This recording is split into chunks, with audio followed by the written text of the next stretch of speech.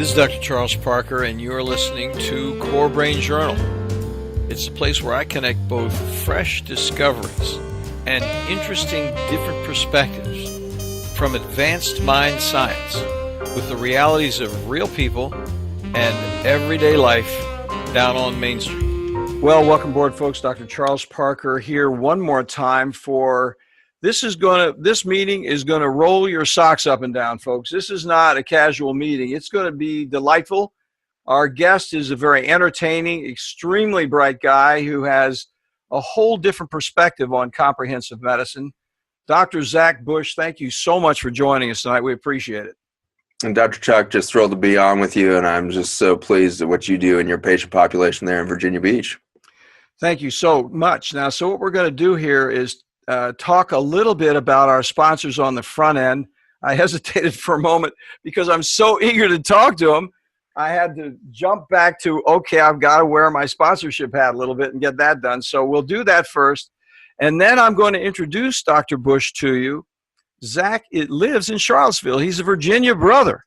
And what happens is he has a whole system of understandings with a specific way of approaching maladaptive neurophysiologic activity that you may not have heard about. It's going to be well worth the shot this evening. So with that, I'm going to mention, first of all, Core Brain Journal is supported by Direct Health Access Laboratory with over 3 million studies. They're deep leaders of experience with a big picture of measuring, for example, methylation, cryptopyrrole, and copper challenges. It's all molecular physiology. They provide a global service with a molecular focus. So see more laboratory details at DHA Lab, that's plural, not plural is what I would say, DHA Lab singular.com/core. And Core Brain Journal is also supported by the nonprofit Barry Robinson Center teams in Norfolk, Virginia, where they provide residential care on an evolved family, interpersonal, and they are also global because they're very TRICARE friendly. Check out their innovative comprehensive programs at barryrobinson.org/core. That's BARRY Robinson.org/core. So let me go ahead and introduce Dr. Bush to you, folks. And by the way, I'm going to take some of his videos and put them on the page. So if you don't get it when we're zooming along here, you'll be able to catch Dr. Bush on the page here at Core Brain Journal. But Dr. Bush is one of the few triple board certified physicians in the country with expertise in internal medicine, endocrinology, and metabolism, as well as hospice palliative care. I mean, the guy has remarkably deep, comprehensive training. The breakthrough science that Dr. Bush and his colleagues have delivered offer profound new insights into human health and longevity. In 2012, he discovered a family of carbon-based redox molecules made by, get this, bacteria. He and his team subsequently demonstrated that this cellular communication network functions to compensate for glyphosate and many other dietary, chemical, and pharmaceutical toxins that disrupt our body's natural defense systems. You've heard more about this in previous episodes. Dr. Bush has some serious answers. This science has resulted in a revolutionary class of dietary supplements, including the product Restore, which you'll hear more about later. Dr. Bush points to his kids as the driving force behind his passion for change. He is fiercely motivated by a desire to have them experience a much brighter and healthier future. His education efforts provide a grassroots foundation from which we can launch a change in our legislative decisions, ultimately upshifting consumer behavior to bring about radical change in the mega industries of big farming, big pharma, and Western medicine at large. Dr. Bush is available at zachbush.com, zachbushmd.com. We'll talk more about it later. Zach, again, thank you so much for coming on board. How did you get so deeply into 3 board certifications. I mean, you are a compulsive learner, fella, and I'm the same way. So it's so much fun to talk to you. How did it happen to you? By accident. It certainly I hesitated to even go into medicine at the beginning. I was going to be an engineer because I didn't like school that much. I was not planning on medical school. And when I decided I needed to go into the health and healing industry, I was thinking maybe RN or maybe a physician assistant or something. But learning is a slippery slope. You start to learn something and open up your eyes, and suddenly it makes you ask questions. And the worst thing about learning is it makes you ask more questions. Then you get real curious, and then the worst thing you know is suddenly 30 years of your life has slipped by, and you're still taking tests and learning. and then after all you've learned, you still miss it once in a while, and you say, "Oh my gosh, I gotta pick something else up here." What is it's something else. So yeah, I've gotten to the point now in my education where I realize I'm never going to feel like I reached the end of anything, and every day is a new day to learn, and it's a beautiful journey. I love the fact that as dismal as the Western medicine education ends up being, I think that there's a great hope and opportunity to say, wow, we're just scratching the opportunity to start to learn what human health looks like, and so it's a joy.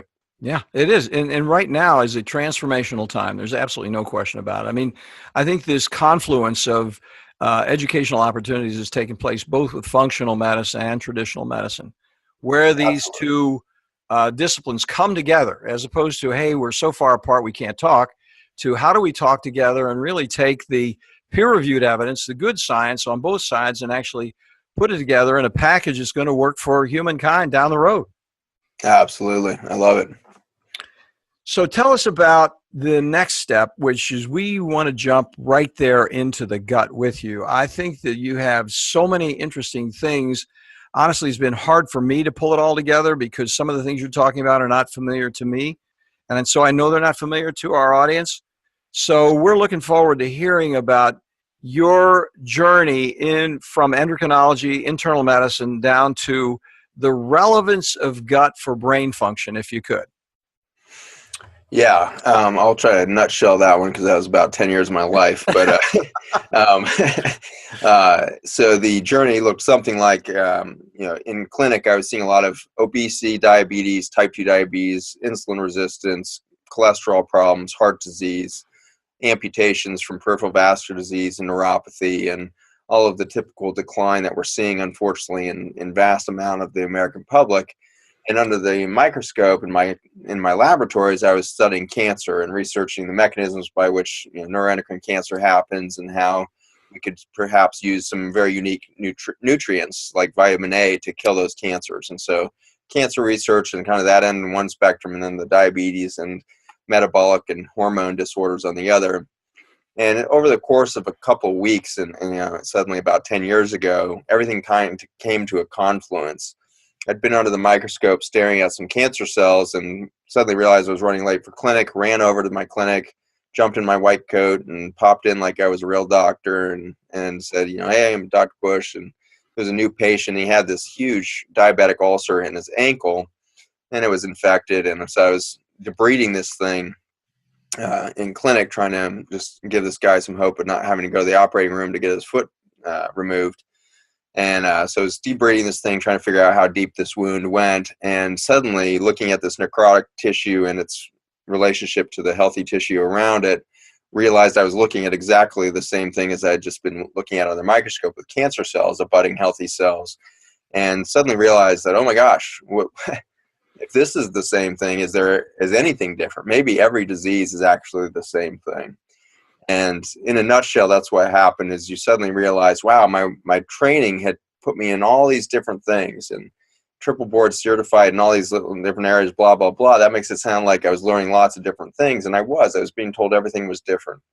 And then I was told that, for those 10,000 different disease processes, there's 100,000 different drug options for you. And this is what it means to be a doctor and a healer. And by this time, I'd been practicing medicine long enough that I'd realized that no matter how many drugs I put on my patients, they seemed to get worse, not better. I was really driving them down the wrong avenue with insulin and things that seemed natural: thyroid hormone, insulin, estrogen. These seemed like naturally occurring compounds that took me a long time to figure out why I was making my patients worse, not better often. And so in that confluence, take a step back, and the answer is, hold on, where there is really no such thing as all these diseases. We created those diseases by large part in recent years to allow physicians to bill you for your care. And so you come in the doctors, we need to give you a CPT code or a diagnosis code that then we latch to a code that we charge for. Mm-hmm. And so it's really this kind of arbitrary system of categorizing disease and treatment that's led to this belief that everything's different and everything's got its niche, and you need to go see a gastroenterologist if you have a gut disease, and you go see a psychiatrist if you have a brain disease, a kidney doctor if you've got a kidney problem. It's just divided us all up into these little tiny slices of human body. So true and so well said. And so that's really, been a lot of that journey, is to kind of divorce myself from that belief system, really start to re-engineer my own education and my own clinical practice to say, what if there's only one thing? Maybe the one thing is a lack of health. If your body starts to lack health, then it gives the opportunity for disorder and disease to crop up. And that's a much different question. Well, then what is the underpinnings of health? And that was the startling reality in 2008, 2009. I suddenly realized I have no idea. I've been learning forever, and I do not know what health is. I don't even know the mechanisms of health. I don't even know. I had a sense of, well, maybe I'd tell people eat healthy, but honestly, at that time, I didn't even really know what that meant. I thought, well, maybe low fat or low sugar, and I didn't know what a healthy diet would look like. And maybe they should exercise. Well, I didn't really know what the best exercise routine was. Not taught that as a doctor. You send somebody to a physical therapist if they got a knee problem, but as far as really understanding, and why would exercise help? What is it about exercise that makes a healthy human body? What is it about food that could? And so suddenly realized, man, I don't, this is why my patients are having bad outcomes. I don't know anything about health. And so that's kind of a dismal reality of, Western medicine at large is, wow, we just spent 100 years pouring billions and trillions of dollars into medical research and development of drugs for disease management. And as a group, we have very little clue as to what human health is composed of and how we would teach our patients, let alone practice it in our own lives, to become healthy individuals. So if that answers your question, that's the beginning of it. And I guess the end of it is I set out in 2010. There's a very impoverished community here in Virginia. It's called Beckenham, Virginia, and it's a food desert and kind of fifth generation poverty in a lot of areas of the county. And I thought, well, if I could figure out how to help that group and really move some health there. And part of it was probably out of insecurity. I wasn't ready to go to Santa Barbara, California and tell them to eat healthy, because they knew all about juicing and everything else. And I didn't know what the hell I was talking about. Yeah. So I set out to start a nutrition clinic in a food desert that doesn't even have a grocery store. I figured, well, I can only go up from here. Good thinking. And so we started this nutrition center, and it's been an amazing journey. Over the last 7 years, we've made a lot of discoveries, and that largely, now we have busy research and development labs and everything else, because I started to realize that as I delved into nutrition and tried to start to learn this to teach my patients, I started to realize nobody knows what they're talking about nutrition. We haven't ever actually applied all of the knowledge that we have of basic science, cellular biology, genomics. That has not been applied to this day effectively to the world of nutrition. It's a very antiquated 150-year-old practice that we're doing in the world of nutrition. We believe that what's on a plate, there's some cheese. Well, there's some calcium in cheese. There's some casein in there, some protein, fat. That must be what gets into your body if you eat it. That ends up being absolutely not true, but that's how, that hasn't changed in 150 years, our belief system about nutrition. So we're behind the times, and so now my lab is really full-time into understanding what is the relationship between the food, the bacteria, the microbiome in your gut, that relationship to the gut lining where you produce an enormous amount of your hormones. A lot of your brain regulation comes from that gut lining, and the rest. So there you go. Well, that's a big deal, so because the issue is, what you're saying is there's a confluence of activities. And most people have been thinking that this thing about what's on your plate, you're exactly right. I mean, it's a massive amount of denial. I was telling you earlier this whole thing about how many times a day you go number 2. I mean, I'm further along in my career than you are, and I've been innocent much longer than you have, and had so many treatment failures doing what I thought I was supposed to do in a correct board certified way. I've had 3 board certifications in psychiatry myself. I let 2 of them lapse because there was no sense in keeping up with them. They weren't, Yeah. the crew was not where I was. So why would I go down and spend the money to continue to hang out with them when they were going to tell me stuff that was so limited? I just had to let it go. So, I did addiction medicine. I did forensic psychiatry as well. It's like trying to Wow. find some kind of an answer with the whole thing. And I got trained in child and adolescent psychiatry. So I didn't board in child, but anyway, that's because at that point, I was studying psychoanalysis. I did 7 years of training in psychoanalysis. So there's a certain point where you say, how come I'm not getting this right? Yes. I learned in addiction medicine, the guys in AA had some great phrases. One of them is, when you blow it, you eat it. I like it. And that was a transformational moment for me, because I think it was the humility in that statement is a really big point. And you've said a couple of humbling things about yourself, because when you realize the limitations of all the work that you've done, the time you've spent, the patients you've seen, and you see the limitations, then you start looking, what am I actually missing? And what you just said very quickly is volumes. I mean, to actually put that together, we don't have enough time to do it this evening, but I would like to ask you to focus a little bit, because it is Core Brain Journal, a little bit on that whole thing of neurotransmitters, the gut, and then what you developed in the process of putting Restore together and how that Restore works, all those sort of things, if you don't mind. Absolutely. Let's start maybe with just a definition of gut health. It's something that doesn't exist in the literature right now. So we have gastroenterologists, and we have hundreds of GI gastroenterology journals around the world on the science of the gut and all this. Not a single one of those has a decent definition of what is gut health. It's not something you're taught. It's just, we talk about diseases of the gut. That's what we talk about. Gut health is something that I'll define for you right now. There's basically, I'd say, 3 major pieces of gut health. It gets more complicated if we wanted to go into the minutia, but 3 major pieces of this is you have to have an ecosystem lying on before the gut. And so your front lines of defense in the human body aren't even human. The bacteria, the fungi, even the viruses that live in this milieu of this ecosystem of over probably 30, 40,000 species of bacteria would be ideal. I think we're walking around with, in a lot of cases, 1/10 of that. Or 5 million species of fungi. I think we're walking around with 1/10 of that. Or, hundreds of millions of species of viruses, 300,000 species of parasites.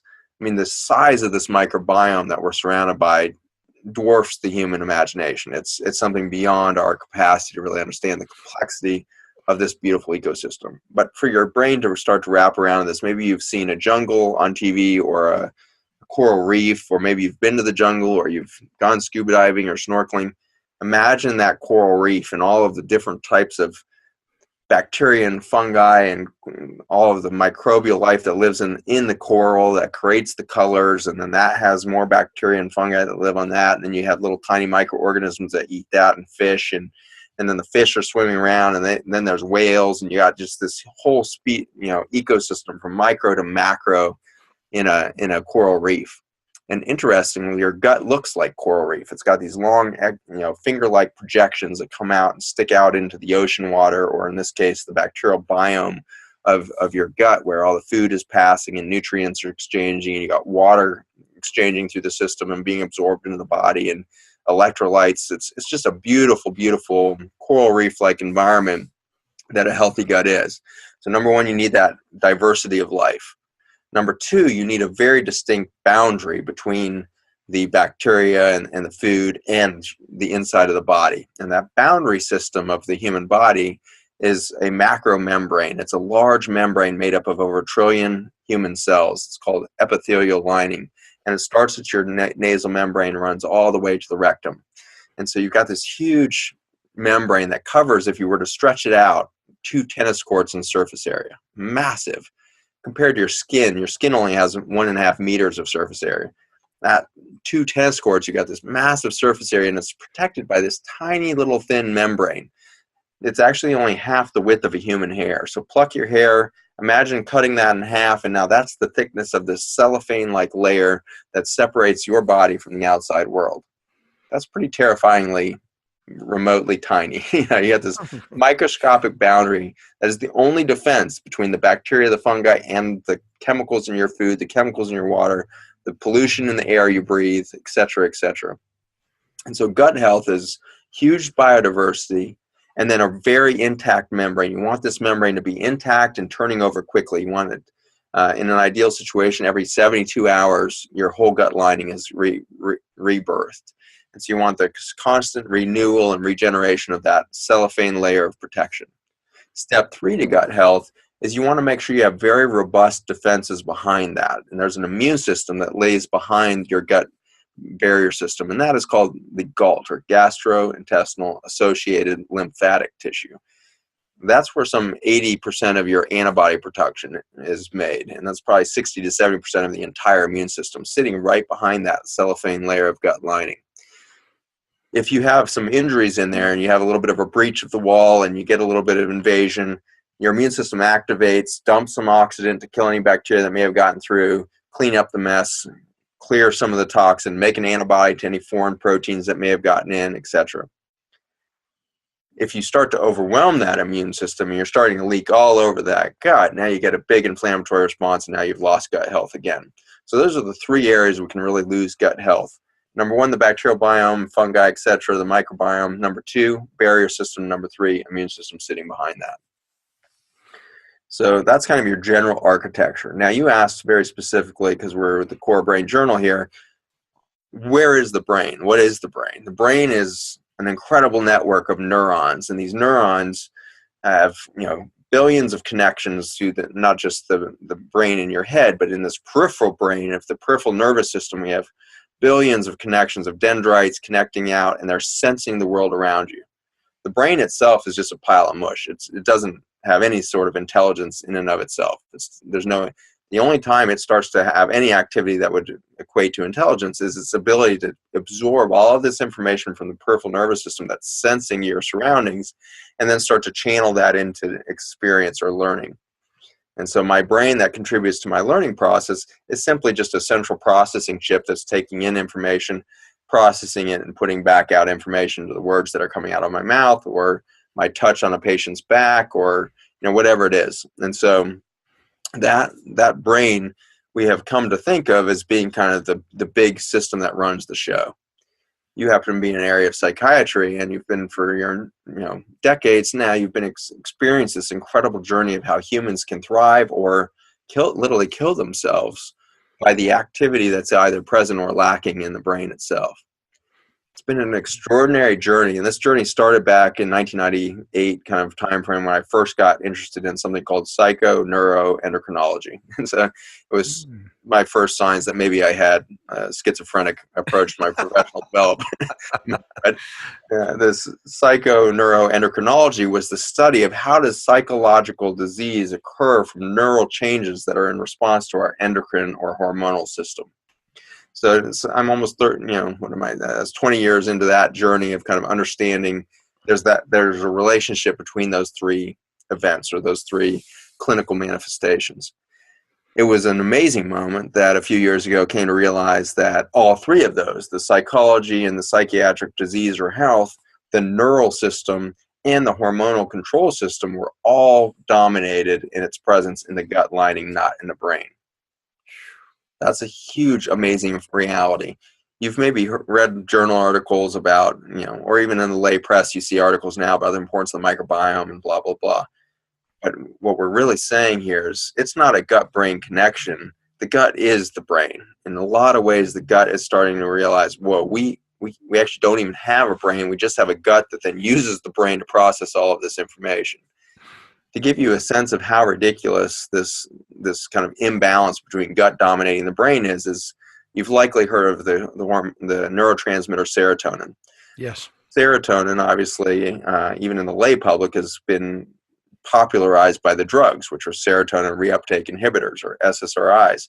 The famous one was, of course, Prozac, and then Zoloft, and all these other SSRIs have come onto the market. Well, what they do is they block the reuptake of serotonin from the synapse between the nerves, And that leads to an increased concentration of serotonin, so you get more signaling, and that leads to an improved mechanism of kind of our reward system or our sense of wellness.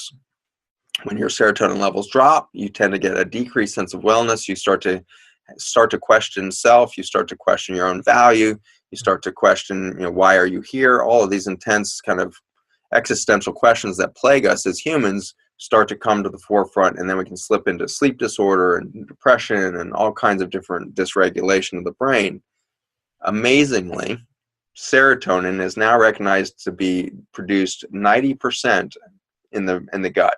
10% of your serotonin is made in your brain. That's a ridiculous reorganization of our understanding of gut versus brain. Suddenly we start to realize the gut is the manufacturing center. It is the production center for the neurotransmitters that will make you feel well. Interestingly, that entire mechanism of production is not happening in some big cell like a neuron. A neuron is huge in comparison to these tiny little epithelial cells. Remember, a single neuron, or maybe you haven't heard this before, but a single neuron can reach from your back. Your low back, for example, will have a neural body, and it will extend an arm 1 meter down all the way to your toe and innervate the tip of your toe. One nerve. And so that's a huge cell that can have a meter-long projection. In contrast, your epithelial lining of your gut is made up of cells that are roughly half the width of a human hair in both directions. And so we have these tiny, tiny little cells that then abut an endocrine cell that lines the gut. And we used to think that the whole gut was just these barrier cells, these epithelial cells, and we're starting to realize, man, 15 to 30%, depending on what part of the gut you're in, 15 to 30% of that huge membrane is not composed of epithelial cells that are absorbing food. They're actually cells that are sensing, getting direction from the bacteria in your gut to make serotonin or not make serotonin. If you disrupt that membrane, if you start to disrupt and damage that membrane, those cells start to dysfunction completely and can't make serotonin, can't connect to the neurons that are in your gut lining, sending serotonin signal and serotonin itself up into the brain. That is such an important point. I'm going to stop you right there, because that one right there needs several underlinings and about 14 exclamation points, because that is so absolutely relevant. And if you actually imagine, you painted the picture so delightfully clear. I mean, you actually see what the communication network is. And one of the things we've talked a little bit about here is brain-derived neurotropic factor. And what's happening is those microbiome guys that are running around, all those individuals that are in there who are living, they're not parasites with us, they're actually keeping us alive and functioning, sending signals that actually encourage. Now tell me this, because I've got a little bit of the knowledge. So they actually stimulate brain-derived neurotropic factor. Yes. That brain-derived neurotropic factor, does that take place in those lining cells? That's right. Yeah. Yeah. So you're absolutely right. And so you got these epithelial endocrine cells. And so in the literature, these are called EEC cells, or epithelial-derived endocrine cells. And these cells look very much like the little barrier cells next to them, except they have a long projection underneath the barrier. And that long projection then communicates with these glial cells, which are neurons that are floating around in the gut lining. And that's where you get the BDNF, or brain-derived neurotrophic factor. And so serotonin being produced, a number of other transmitters in the EEC, they hit that glial cell. The glial cell is going to upregulate the BDNF and all of that. That is so interesting, isn't it? I mean, to think about that, and how does one ever even think about it? I was interested in terms of the way I got a little bit into Candida, and yeah, and the whole business of the communication for biofilm between the Candida guys and how they're actually talking to each other, and this is even more minuscule, more neurophysiologic. I don't know what the word would be. It's smaller scale that you're talking about. Yeah, on a subcellular level. And it is a fascinating thing. Those biofilms that you refer to, we often talk about them in the pathologic state, Candida, or the famous one, Lyme, the Lyme spirochete that can make these biofilms. And we think, oh, we got to break up these biofilms. We got to kill that stuff. In reality, the coral reef of your gut relies heavily on the existence of these biofilms. All of the healthy microbiome can contribute to a very cool layer of film over top of your gut lining that actually acts as another neural system. It's it's truly getting ridiculous, where we're starting to realize there's so much communication going across the human body. We used to think that the brain and the neurons were how we communicated. Then the endocrine system developed, and wow, these hormones can talk all over the place here, regardless of the neural system. And then wow, we got pheromones that actually go outside of our body and talk to you. And we got all of this externals. And then we said, oh my gosh, the fascia underneath the skin has this incredible network of electrical communication. And oh my gosh, the gut lining itself has the bacterial biofilms. It has this communication network that functions as a neuron, transmitting potassium electron potential across large distances from one bacteria to another. Your body, if healthy, is a massive communication system. And that's really the conclusion of the matter. If you have disorder or disease, or if you're at risk for it, you are inherently having a breakdown in probably 3 or 5 of these communication networks, not just one. Isn't that interesting? And this does segue to the question that I'm going to ask you in just a moment, because what a wonderful foundation for the next piece of this conversation. And that is, how do we get to restore? What does it do? How do you plug some of those holes effectively and take care of business? Folks, we're going to be back in just a minute. We're going to take a little break from our sponsors, and we're going to get Dr. Bush to tell us about a way to do something about that arcane set of challenging variables that he just described. Back in just a moment. Well, folks, you know as well as I do that psychiatric treatment failure, especially after multiple medication trials and those very, very brief hospitalizations, may prove insufficient to deal at home with the complexity of troubled children and those adolescents from 6 to 17 years old. Improved care, those next mandatory steps, should include a more comprehensive approach to address those multiple levels of challenges, from family to peers to school, diagnostically from defiance to depression, on every level for families, including military families internationally. The Barry Robinson Center's 32-acre open college-like campus in Norfolk, Virginia, provides safety and security and clean, comfortable living. How do we know? We refer folks over there all the time, strongly endorse what they're doing. So for further information, an informed interview, connect at this page, barryrobinson.org/core. Well, you folks already know that here at Core Brain Journal, we're on a mission to introduce you to resources that make significant contributions to the investigation of those predictable mind science applications. Our colleagues at DHA Lab Group provide a real difference with treatment options for people at every level, from first awareness of mind problems to those frustrating times when even well-informed treatment becomes surprisingly unpredictable. For my entire professional life, from psychoanalysis to brain scans, I've searched for, yes, improved predictability.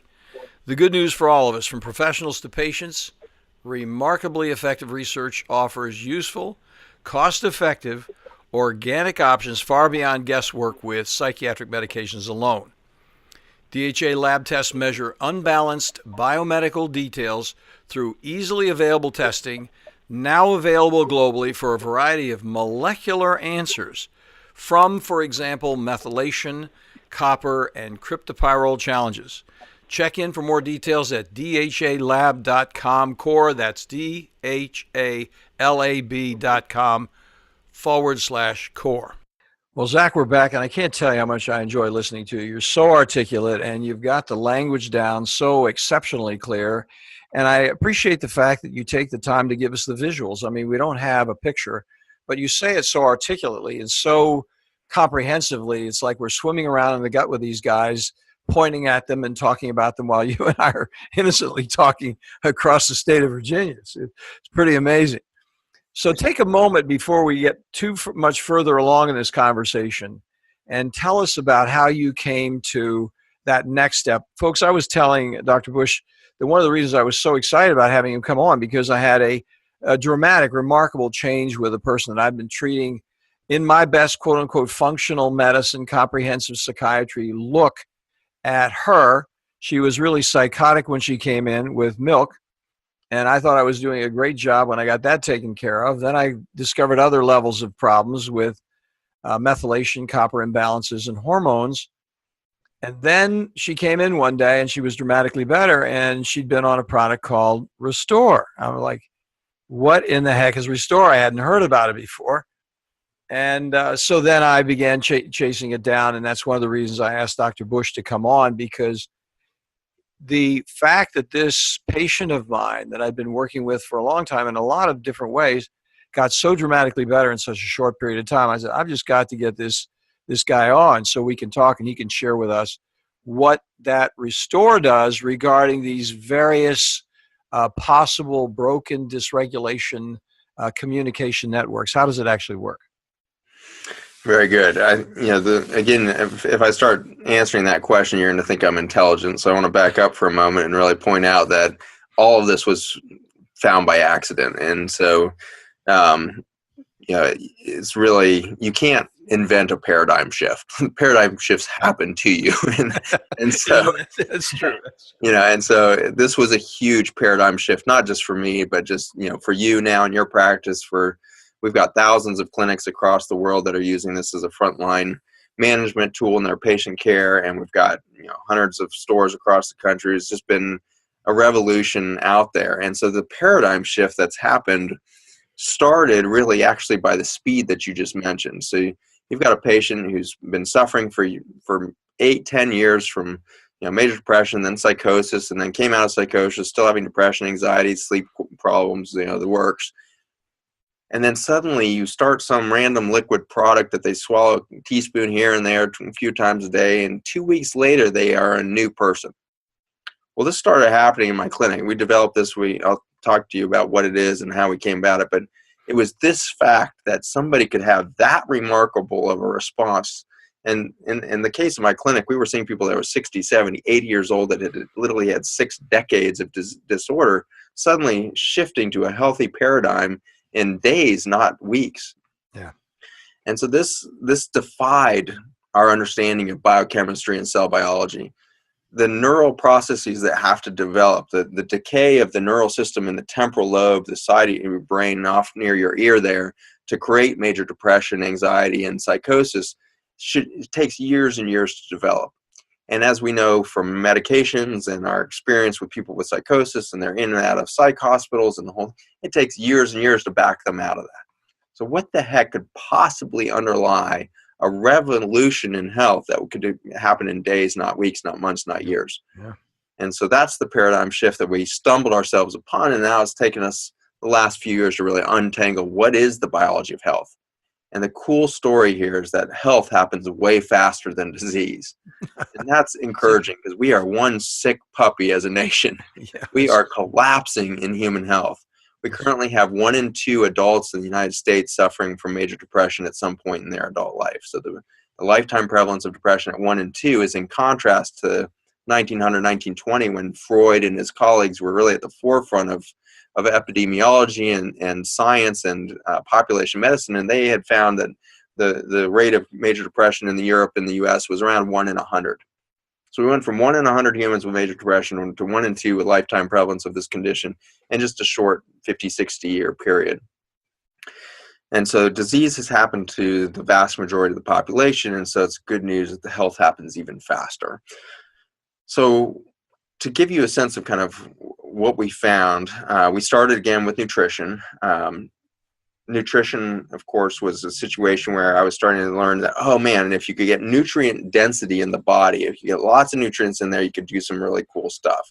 So there's a lot of literature from the 70s and 80s and 90s in the last century there that we had learned that, oh my gosh, we could do like a plant-based diet, we could do juicing, we could do, low-fat diets, low-sugar diets. We're starting to really realize there's lots of ways to modify the diet to change the human course of health or disease.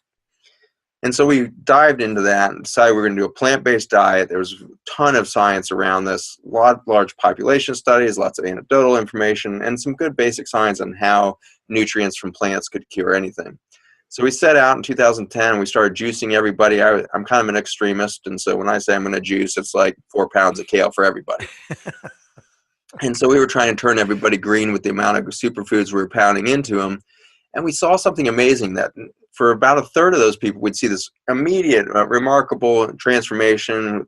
Blood sugars would be getting better, cholesterol would drop, chest pains would go away, start to really improve. Then there was a third that would just kind of maybe start to improve, but then plateau and be stuck.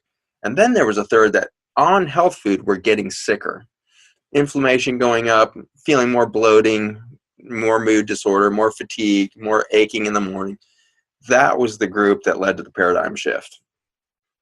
What could possibly happen that would allow health food to become a disorder, to allow health food to actually accelerate inflammation and the decline of the human body? So it's that group that started asking us questions about the food itself. Is there something that's happened to the kale that's making it ineffective in these patients? Well, now taking a look at kale, we're starting to realize, whoa, the nutrients really have changed in food from 1950 to today. Tomato, for example, lycopene, this incredible anti-cancer compound in tomatoes. Tomatoes were supposed to be rich in this stuff, and now you go to a hydroponically grown tomato on the shelf of a typical grocery store, and there's hardly a trace amount of lycopene in there. So clearly there was a drop in the medicinal features of our food, which then led us to say, well, why is that? They must be getting the nutrients from the soil. So we went, and one of my colleagues pulled this 90-page white paper on soil science and dirt. I was kind of shocked that anybody had spent their career to write 90 pages about dirt. I'd actually never seen a 90-page white paper. So I'm tearing through this thing. I'm late to a patient in clinic. And then like on page 40, this is 2012, suddenly see a molecule that looked a heck of a lot like the three-dimensional structures that I had been working with chemotherapy. And so the aha moment was, wow, for thousands of years, we've been looking to plants as medicines, herbs, herbal medicine. And then most of the drugs we make are like vincristine, the chemotherapy I used to work with and things like this. That's just made by plants all the time. We grow up a bunch of algae or plants and make them grow alkaloids for us, and we turn that into chemotherapy. So age-old thought that plants have medicine in them. Whoa, what if dirt has medicine in it? Maybe the place the plant gets the medicine is in the dirt. And so this was a huge shift for me to think, whoa. And then maybe this is why we're having a drop in health in the plants, therefore a drop in health in the humans. We stopped taking care of the dirt. And that's exactly what ends up happening. Is this story is actually one not so much of a collapse of human health. It began with a collapse of dirt health. We took our soil and the rich topsoils of the earth and we turned them into dead dirt. And we did that through laziness. By and large, we just lacked the care and the effort to take care of the soils we had for thousands of years in farming. Even if you're a small-scale gardener, you know a lot about compost. The power of taking your food scraps and putting that into a compost pile and aerating and let the worms take over, get the bacteria in there and the fungi start growing in there, and suddenly you got this vital black soil coming out of food scraps. That composting was an age-old farming practice until the early 1900s, when we were just trying to tear up as much land as possible and turn it into farmland, and we weren't respecting the soil. And so we actually developed what we now refer to as the Dust Bowl that wiped out the agricultural system of all of America through the 1930s. That Dust Bowl was a death of the topsoil. With that, we had massive starvation. In the United States of America, we had massive starvation in the 1930s. Just 80 years ago, this country was starving from a lack of food. We had killed our soil. We forget about that. We get lazy with our history. Your great-grandparents, your grandparents were dying of starvation, or they knew somebody who was starving because of a lack of soil health. So we had to stop relying on big farms at that point, and we started regrowing our own backyard gardens. So by the time World War II kicked in, we were growing a lot of our food again because we had to. And so people were nurturing these little gardens in their backyard, and they were eating out of their garden. They were subsistence living. And then the war happened, and we needed to get food to the troops all over the world. And so now people had to really be demanding their own gardens. So we all tripled the size of the gardens, and we called them victory gardens. There was a huge PR campaign for gardens. And so everybody was supposed to grow a victory garden and do it for the troops. The troops need the food that we're growing on the planet. We need to get the chickens to them. We need to get the crops to them. So grow your own food. Victory garden. By the end of World War II, Americans were growing 45% of their food chain in their backyards. Is that right? Today, we are growing less than 1/10% Oh my gosh. in our backyard gardens. And so what we're about to talk about in the next few minutes about factory farming, I want you to keep in mind that you and I created that. You and I, by outsourcing our food production, again, which has happened in the past, we have outsourced our food, and therefore we have demanded that farmers adapt chemical farming to grow enough food for everybody. One farmer is now growing food for tens of thousands of families. Well, that's a wrong ratio. That was not how this thing was supposed to happen. And so the solution at the end of this thing is going to largely be getting you back outside. Get, at very least, even if you live in the inner city, grow one plant. In your window, grow a basil plant, grow a tomato. If you really are terrible and you just feel like you kill everything you touch, grow mint. It's bulletproof. And so, Yeah, so and true. so go after a plant. So then what happened? How did I'm looking at the time. This is such an interesting thing. I mean, I love hearing the entire evolution of it because you don't know this about me, but I'm a non-recovering organic gardener who is such a sick workaholic that I can't get out and do it anymore. But we've done it for years, keeping bees and doing organic gardening. Beautiful. I was doing it for many, many years, and we are strong supporters of the compost, the worms, and the whole thing. But back to it, we unfortunately, Zach, we have just a few minutes left, and we're going to have to put some stuff on the show notes here. But give us a quick summary of what that Restore does to that gut lining and to that whole space between the cells and all that, so we can just get a little picture of that. I'm right now officially asking you back. I mean, this is such an interesting, it's got to be phase one for another conversation. Right. I'm putting you on the spot a little bit because I know your time is limited, but I think, what you've done is set up our listeners and myself, of course, for how do we really take it down if this is the background that we're dealing with and the reality of our lives right now.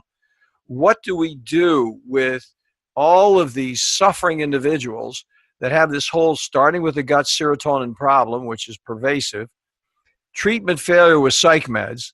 What do we actually do with them, and how do we take it to the next level to actually restore some of those challenging detours that have taken place?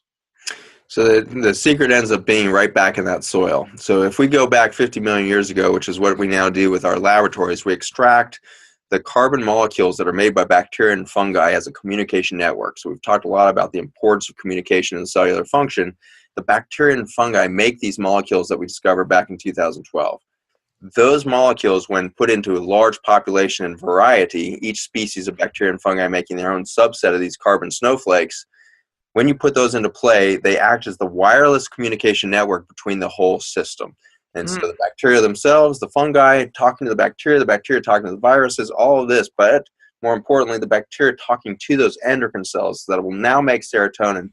The bacteria speaking directly through this communication network to the nucleus within your endothelial cells to make more of the tight junctions, these incredible Velcro-like proteins that make that whole cellophane layer of your gut lining intact and intelligent. All the way through to the immune system, the bacteria are actually telling the immune system how to upregulate antioxidants so that when the immune system is stimulated, it can address that oxidative stress from the immune system with an antioxidant response from glutathione and other things. And so we find out that the bacteria and fungi are actually regulating the entire gut and therefore the entire brain.